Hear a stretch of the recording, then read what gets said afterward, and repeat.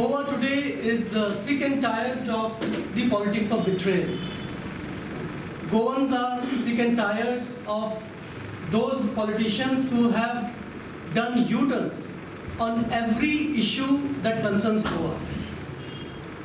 And Goa is also tired of the political party which had promised action against those mining companies which had looted Goa to the tune of 35,000 crores of rupees, but after coming into power, joined hands with them. Aam Aadmi Party has decided to contest the elections of 2017 on the planks of rooting out corruption completely from the public life of Goa. Number one. Number two, giving self-governance to the people of Goa. And number three, preserving Goan culture, heritage, and her unique identity. Goa dialogue with the following sections of the Goan society. Number one is students and youth. Number two, women.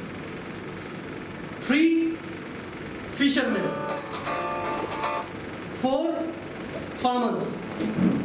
We believe that the following 25 issues today are the most critical issues. Goan dialogue will start within 2 months, within 2 weeks from today. We aim to touch every Gram Sabha, every ward, and every village of Goa.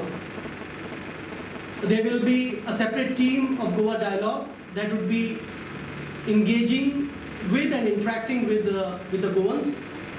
And we believe that at the end of this exercise, we will have a manifesto which should have been drawn up by the people of Goa themselves, and when they go out and vote, they will be voting for their own manifesto and they would be mandating themselves.